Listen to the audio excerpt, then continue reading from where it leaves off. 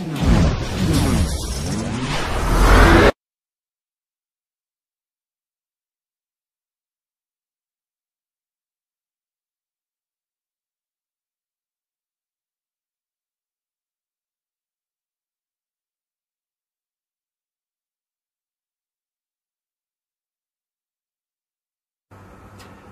لله وكفى والصلاة والسلام على عباده الذين اصطفى خصوصا على أفضلهم وخاتم النبيين محمد الأمين وعلى آله وصحبه أجمعين وبعد فأعوذ بالله من الشيطان الرجيم بسم الله الرحمن الرحيم لكل جعلنا منكم شرعة ومنهاجا ولو شاء الله لجعلكم أمة واحدة ولكن ليبلوكم فيما آتاكم فاستبقوا الخيرات إلى الله مرجعكم جميعا فينبئكم بما كنتم فيه تختلفون صدق الله العظيم. We welcome you today, brothers and sisters, from Masjid Al-Ghufran in the Tamantun Dr. Ismail district of the city of Kuala Lumpur in Malaysia, as we address you, our brothers and sisters in Egypt. We live in a very strange world today. It grows stranger and stranger every day. It's a mysterious world. Things are happening in the world that never happened before. For example, for the first time in human history, all of mankind is being brought together in one global society. Is this by accident? Or is there something which explains it? All of the world is being herded into one global economy. Never before in history did this exist.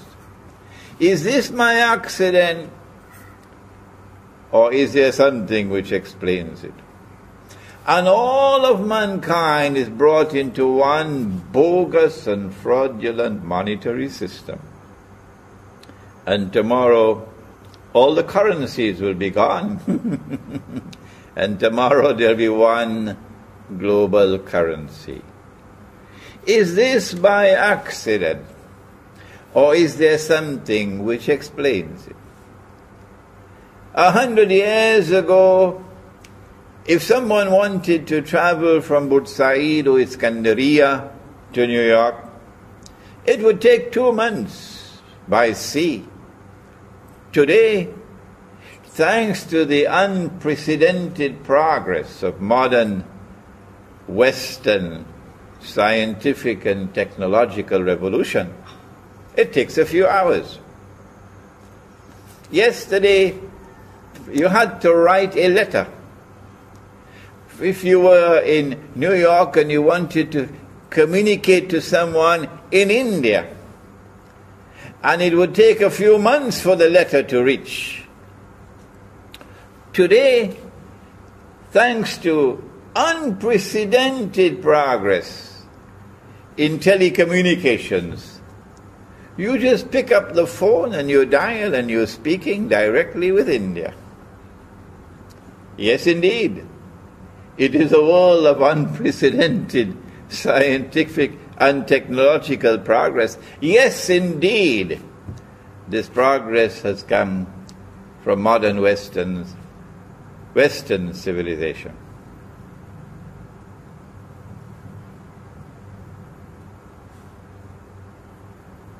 There are those who see with only one eye. They are internally blind. For them, knowledge comes only from external observation and scientific experimentation. And from the New York Times, in the Washington Post and television and radio, daily newspapers. And they are people who swallow this falsehood, that this modern unprecedented progress which comes from modern Western civilization validates the claim of the West to be the ultimate civilization of mankind, that there is no more to come after this. This is the end of history.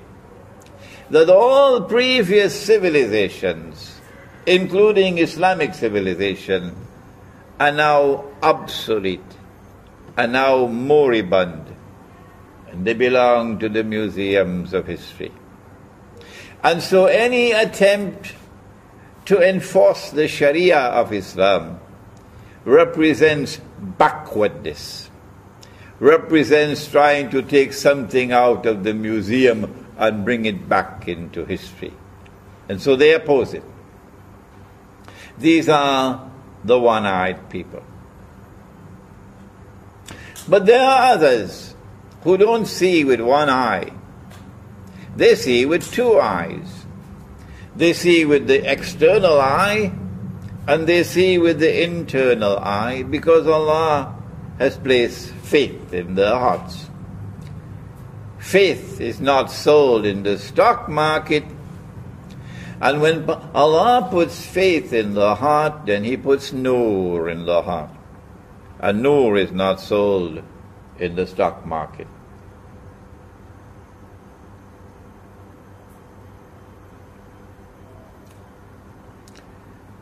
When these people look at the world today, they don't see a world of unprecedented progress. On the contrary, they see the worst of all worlds. It's never been worse than this. Because they can penetrate beyond the external facade of scientific and technological progress. They can penetrate beyond the glitter and the pomp. And they can see that those who today control power in the world, unprecedented power, use that power to oppress. They see an age of universal oppression, where those who are powerful are oppressing the rest of the world. They see not only political oppression, they see economic oppression. That the economy around the world is now built in such a way that the rich and the powerful can benefit from it and grow constantly richer, while the rest of the world is imprisoned in permanent poverty. That's not progress. They see not only political and economic oppression, they see monetary oppression, where a monetary system that is bogus and fraudulent and utterly haram has been imposed upon the rest of mankind by modern Western civilization. And that monetary system is functioning as an instrument of financial oppression and monetary oppression. And so they do not blame Egyptians for being poor. They don't say that Egyptians are poor because they are lazy. They don't say that Indonesians are poor because they are lazy, and Bangladeshis and Pakistanis are poor because they are lazy. They say, no, there is more to this. That poverty in the world today, universal poverty and destitution in the world today, has not come by accident, but by design. And if you want to understand the cause, you must go to riba, because the Quran explains it.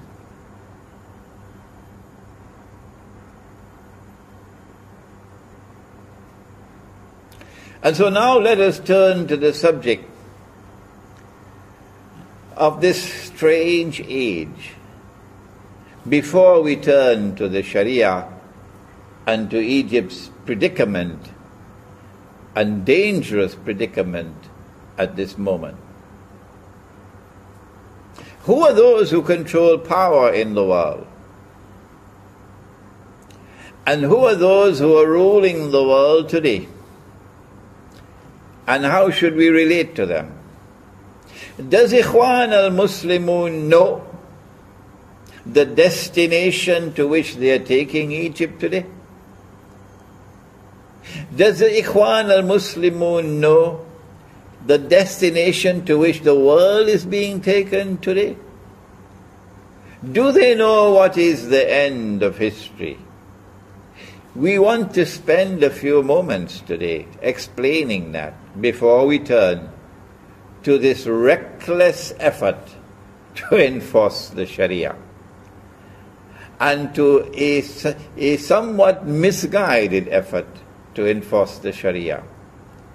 Our language is blunt. Our language is harsh. We are forced to use this blunt and harsh language because of the dangerous moment in which Egypt is now located. And what happens in Egypt today will affect the world of Islam tomorrow. And so we have every right to comment on what is happening in Egypt today. Egypt stands on the brink of a pit of fire.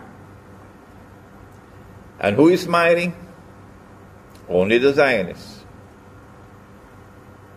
The Zionists are the ones who today control power in the world. And there are two kinds of Zionists. There are Zionist Jews and there are Zionist Christians. Every Egyptian knows that. And a strange and mysterious alliance has taken place between Zionist Jews and Zionist Christians. The Quran says that it has come tibyanan likulli shay. So has it explained this alliance between Zionist Jews and Zionist Christians?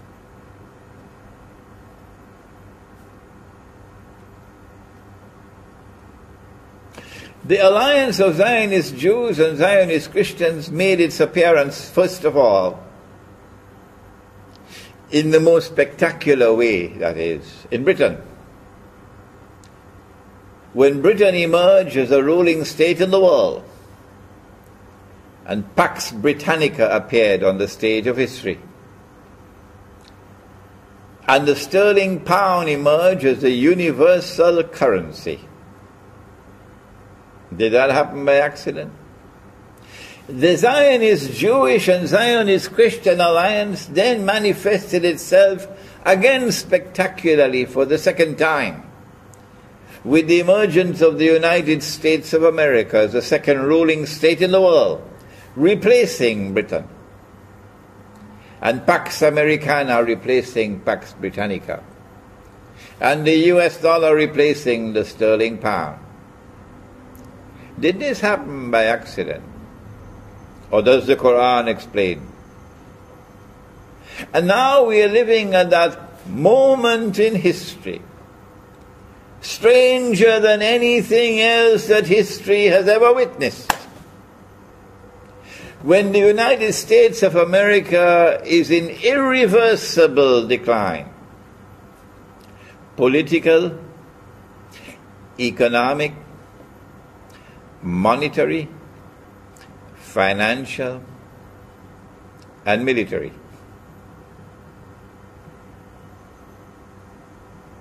And the US dollar is heading for a meltdown.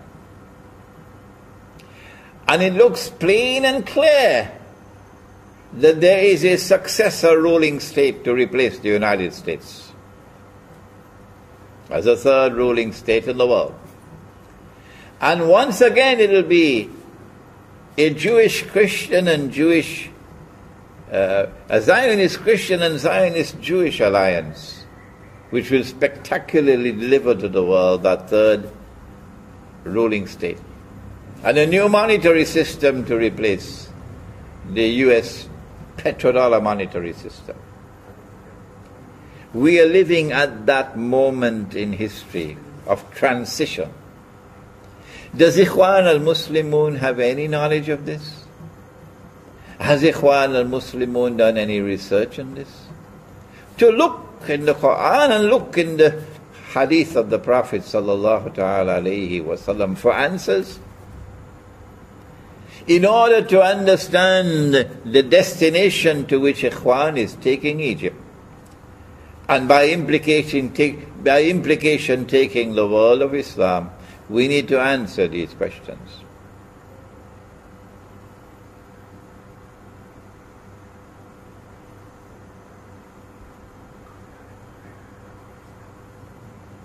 This is our answer.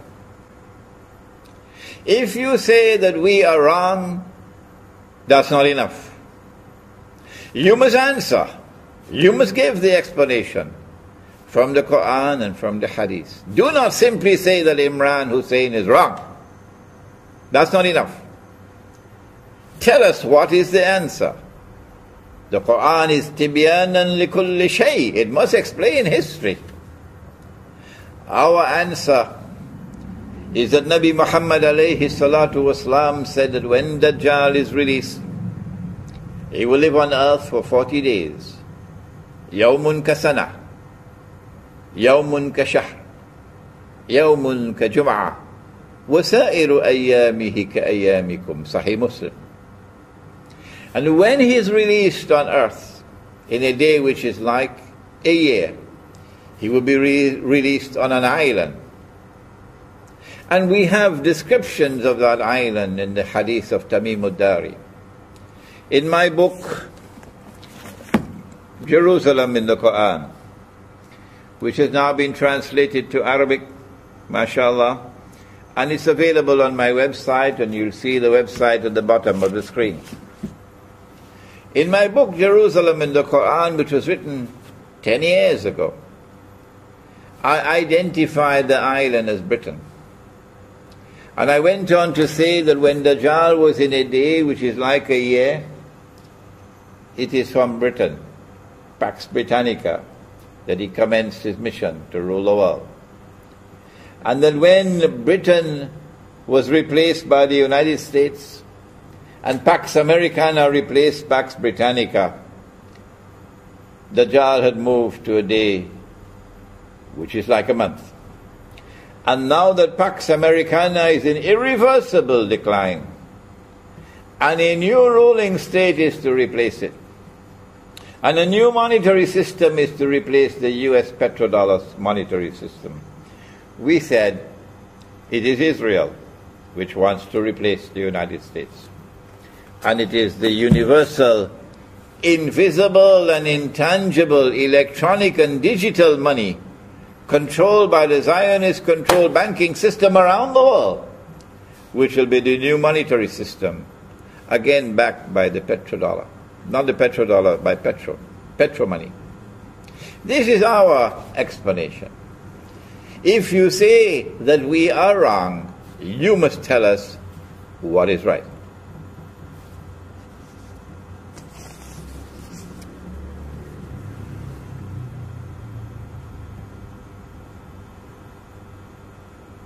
The Quran has directed attention to that Zionist Christian and Zionist Jew alliance.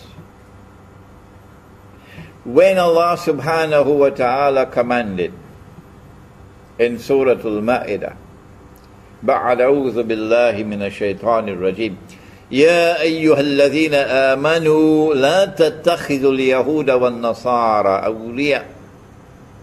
Allah is not speaking about all Jews and about all Christians. Absolutely not. Well then, which Jews and which Christians? The answer, بَعْدُهُمْ أَوْلِيَاءُ بَعْضٍ.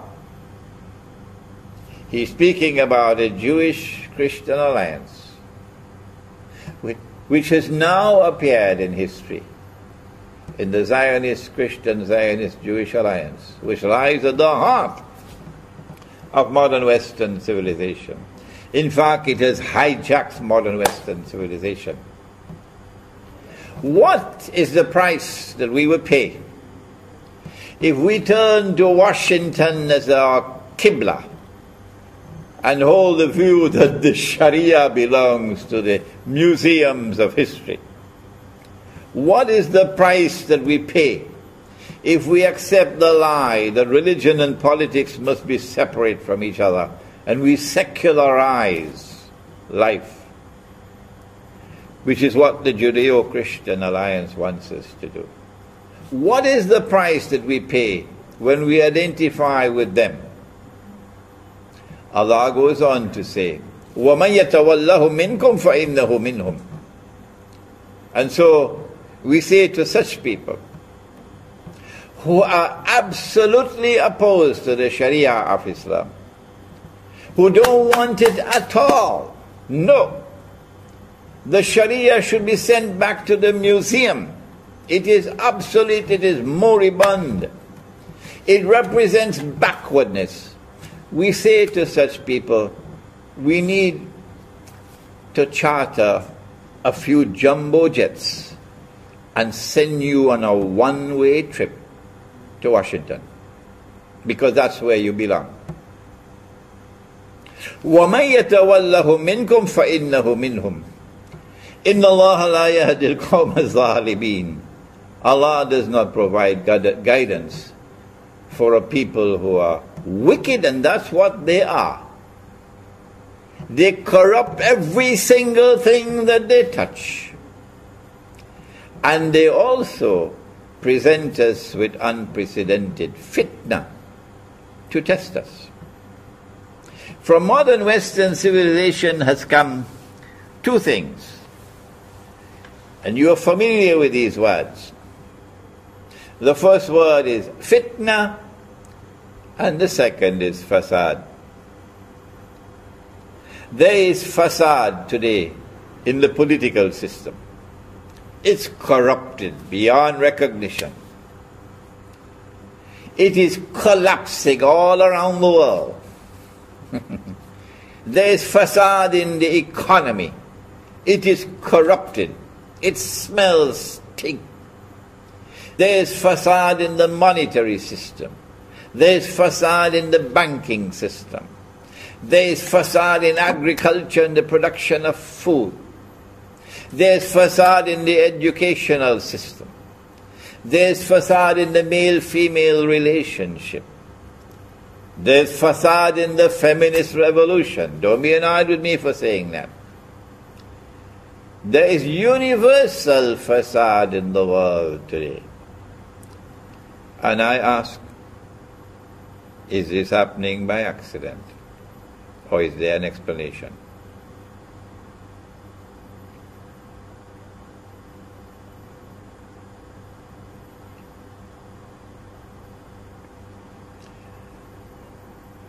No, it's not happening by accident. Not at all. The Quran has come as tibyanan likulli shay. And the explanation is there in the Quran, Inna Ya'juja wa Ma'juja mufsiduna fil ard. That's the explanation. And I've written a book on the subject, an Islamic view of Gog and Magog in the modern world. The fasad comes together with fitna. We are being tested as never before in history. And there are those of us, and many of them are in Egypt, who share with me the view. There are many of them in Egypt who share with me the view that our ulama have failed us. If Egypt is poor, miserably poor today, the primary blame is that the ulama have failed us. The money that we are using is not the money that Allah gave to us. The Quran speaks about dinar. The word dinar is in the Quran. The Quran speaks about dirham. The word dirham is in the Quran in the plural. And so long as we are using dinar and dirham, and remember, tomorrow, Israel is going to be using dinar and dirham. Tomorrow. Just remember that. When Israel uses dinar and dirham, then the ulama of Islam will wake up. Is that Islam? It's coming. My guess is probably only about 20 years away from now, before Israel starts using dinar and dirham. Because every Jew knows that the money we are now using is bogus, it's fraudulent, it's haram. Every Jew knows that. The only people who don't know that are the ulama of Islam. And so if there are those in Egypt, like myself, who are worried about the enforcement of the Sharia at a time when the ulama of Islam have failed us, don't blame them. Don't blame them. How should the Sharia be enforced? Is there such a thing as a constitutional sunnah? Give us a moment to spend some time on this subject. Yes, there is a constitutional sunnah. And the constitutional sunnah is linked with the enforcement of the Sharia. Allah subhanahu wa ta'ala did not create us all as one people. No. وَلَوْ شَاءَ اللَّهُ لَجَعَلَكُمْ أُمَّةً وَاحِدَةً. If Allah had so wished, He could have created us as one people. No. Rather, He created us with multiplicity, with diversity. إِنَّا خَلَقْنَاكُم مِّن ذَكَرٍ وَأُنثَى وَجَعَلْنَاكُمْ شُعُوبًا وَقَبَائِلَ لِتَعَارَفُوا إِلَى آخِرِ الْآيَةِ. And so mankind was created with multiplicity. And that multiplicity was also the cause of different laws being sent down. لِكُلٍّ جَعَلْنَا مِنْكُمْ شِرْعَةً وَمِنْهَاجًا. So different laws were sent to different people. But the last one was sent to Muhammad sallallahu ta'ala alayhi wa sallam, the Sharia. Is the Sharia to be enforced upon all of mankind? Absolutely not. Absolutely not. Well then, on whom is the Sharia to be enforced? The answer? On those who accept the Sharia. On those who willingly submit to the Sharia. Those are the ones on whom the Sharia is to be enforced. Ikhwan al-Muslimun should first return to the Quran to recognize that Egypt is not one ummah. No, it is not. At the very first page of the book of Egypt are the Jews, the Christians. And these Christians in Egypt, according to Nabi Muhammad alayhi salatu wasalam, are our kith and kin. For Ummul Mu'minun, the mother of the believers, came from them. From their midst is one of the mothers of the believers. And so be kind to them, said Nabi Muhammad alayhi salatu wasalam. So you are not one ummah in Egypt. What is the function of a constitution? When we turn to the constitutional sunnah, we get the answer. A constitution is needed when you have different people who want to come to live together. Then you need a constitution. If you have only one homogeneous people who have a law of their own, you do not need a constitution. Their law is sufficient for them. It is when you have different people who want to live together as an ummah, a community, only then do you need a constitution. Forget what comes from Oxford and Cambridge and Sorbonne. Listen to the Sunnah.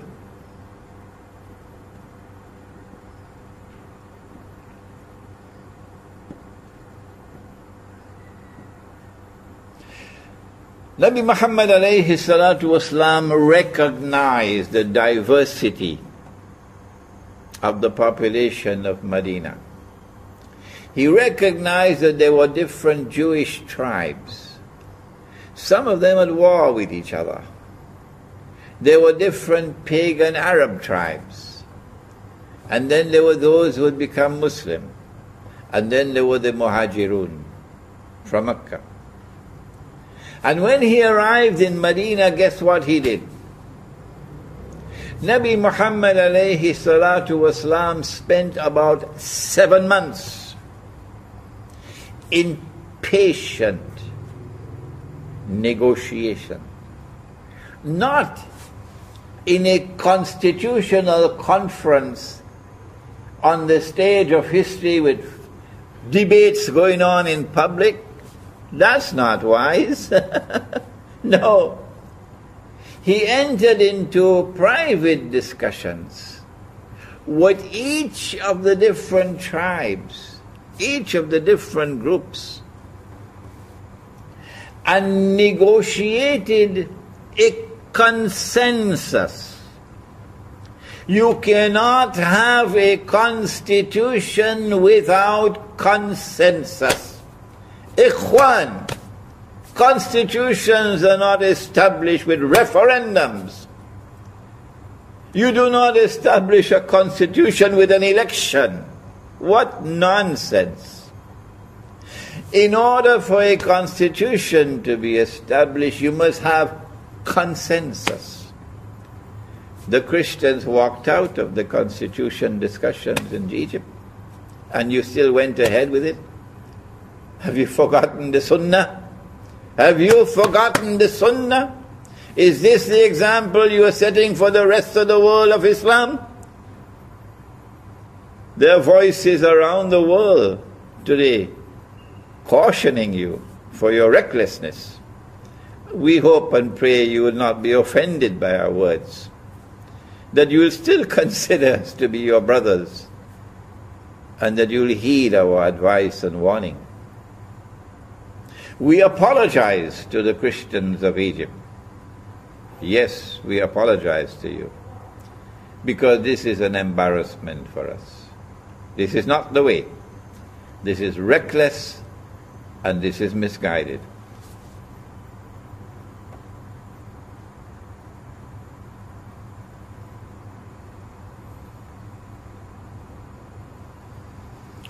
It was after 7 months of patient negotiations that Nabi Muhammad alayhi salatu wasalam finally succeeded in forging a consensus of that on which there was agreement, minimum agreement, amongst all the units of the state, people who constituted a polity, who wanted to live together.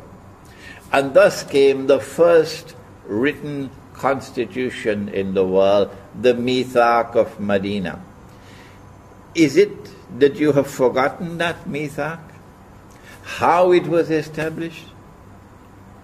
Had I been Egyptian, I would never vote in the referendum. Never. And I urge all those in Egypt who are in agreement with my views, no, we will never vote in any referendum for Sharia, because that's a departure from the wise and enlightened Sunnah of Muhammad sallallahu ta'ala alayhi wa sallam. Rather, you have to engage in patient negotiations with wisdom, something in short supply today, isn't it? With wisdom, to try to bring about a consensus. And that consensus will give you your constitution. The Zionists will never want you to succeed in that effort. One more statement on Sharia. I said that I am also one of those, like many in Egypt, who believe that the enforcement of Sharia today, given the abject failure of our ulama, can lead us to great difficulties and embarrassments. And we want to see the Sharia enforced only on those who accept the Sharia. And that the enforcement of the sheer Sharia should lead to the emergence of an enlightened ulama who will be able to respond to the fitna, the unprecedented fitna of this age, with enlightened legal thinking, something in short supply amongst those who say that bank interest is not riba. That the paper money that we're using and the plastic and electronic money that we're using is halal. And that the modern state, the modern republican state which recognizes state sovereignty to replace Allah as Al-Malik, is halal. Short supply of wisdom. What we want to say about the Sharia is this. Allah subhanahu wa ta'ala has asked us to call people to the way of Allah with wisdom. Ud'u ila sabili rabbika bil hikmah wal maw'izati al hasana. Is this wisdom? Is this the way to impress upon the Egyptian people? That you are rushing through a constitution and a referendum within a short span of time? Is this wisdom? No, it's not.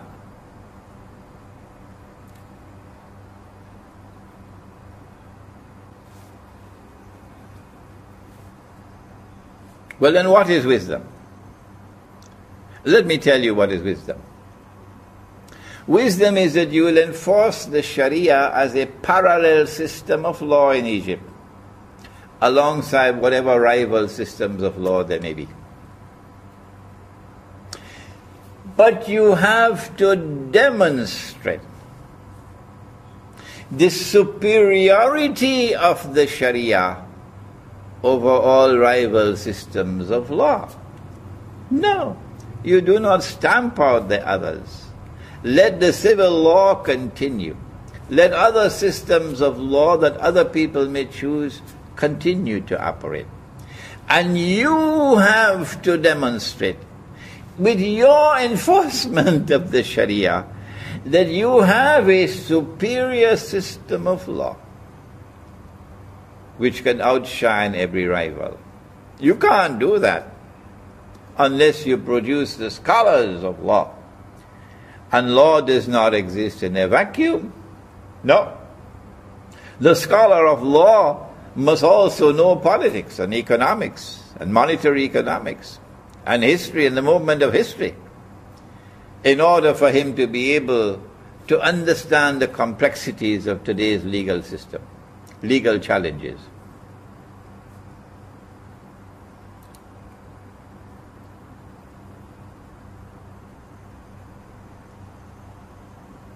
And so my word of advice is that instead of enforcing the Sharia upon a people who do not want it or who are worried about how it will be applied, do it a different way.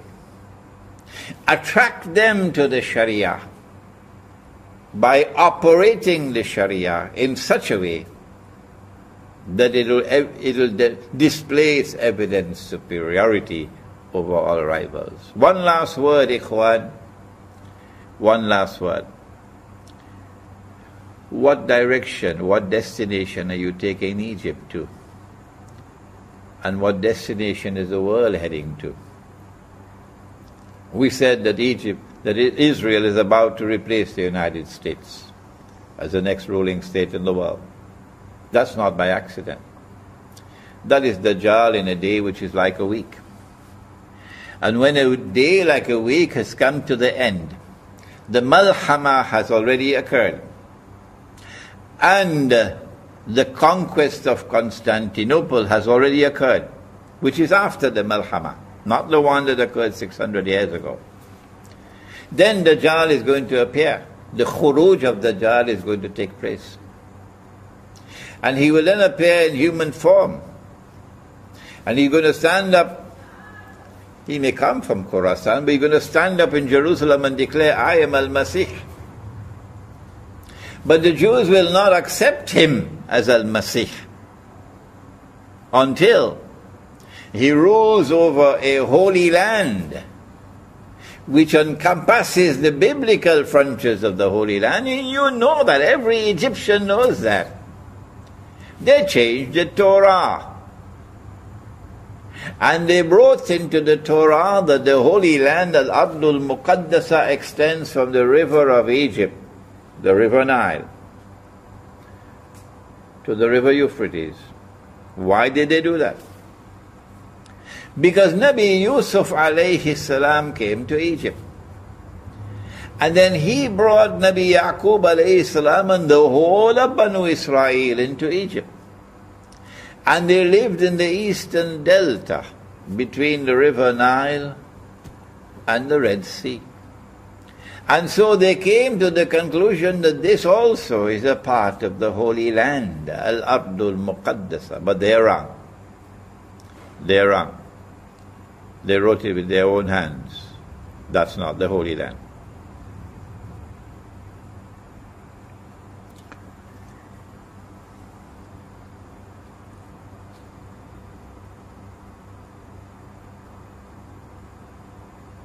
And so, you don't need a PhD to understand. Of course, those who have the Qibla in Washington will never accept what I say.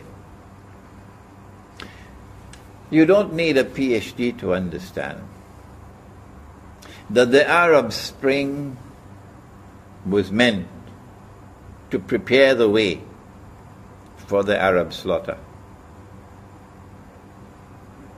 That they are preparing great wars against the Arabs. Because in order for Israel to become the ruling state in the world, Israel has to impose a political and economic dominion over the Arabs. Number two, Israel cannot impose a political and economic dominion over the Arabs unless and until Israel wages great wars. And these are not only military wars, these are also biological wars. And succeeds in substantially reducing the population of the Arab world.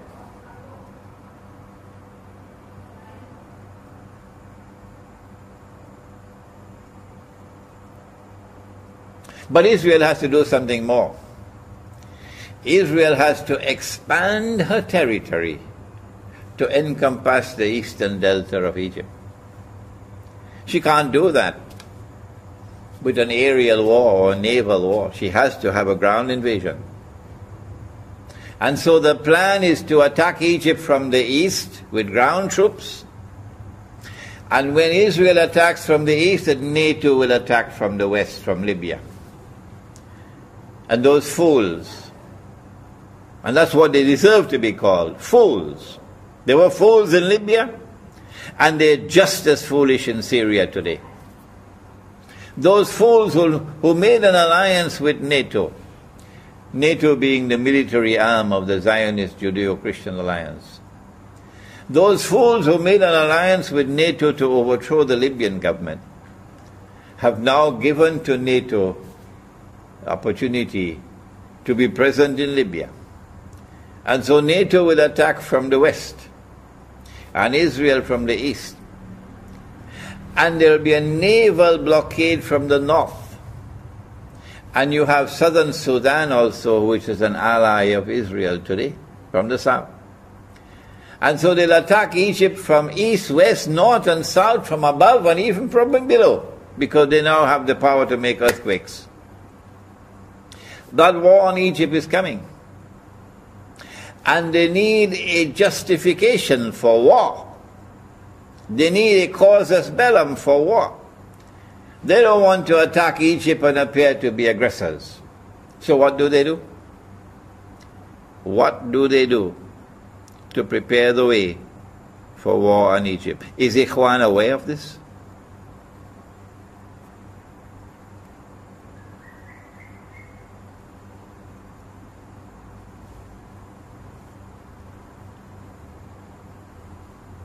At a moment when Egypt should be coming together, all the different forces in Egypt should be uniting to resist the greatest threat that has ever existed in Egyptian history, the Zionist threat of an attack on Egypt. At this moment when we should be uniting our people, Ikhwan's government in Egypt has succeeded, and succeeded dramatically in dividing the people as they were never divided before. Is that wisdom? Is that the destination that you take in Egypt to? Who is smiling today with what is happening in Egypt? The answer, the Zionists are smiling. That's the answer. They want to be able to set up Egypt for the attack on Egypt. That they'll make it possible through the Arab Spring for a so-called Islamic government to come into Egypt. And then they'll help that Islamic government to take control of the military. And then they'll help that Islamic government to take control of the judiciary. So that the Islamic government is in total control of Egypt. And when the Islamic government is in total control of Egypt, and the Sharia is enforced on Egypt, and civil war comes to Egypt, they'll smile. And then they will exploit the weakness of the ulama to make the Sharia look stupid, to make the Sharia look foolish, to make the Sharia look savage and backward. And there are many ways that they can do that because of the failure of the ulama today. And then they will be able to show to the world, this is what Islam is doing in Egypt. And these people are bloodthirsty people, and they only want to cut the throat of Israel in order to be able to attack Egypt and yet not be blamed for committing aggression.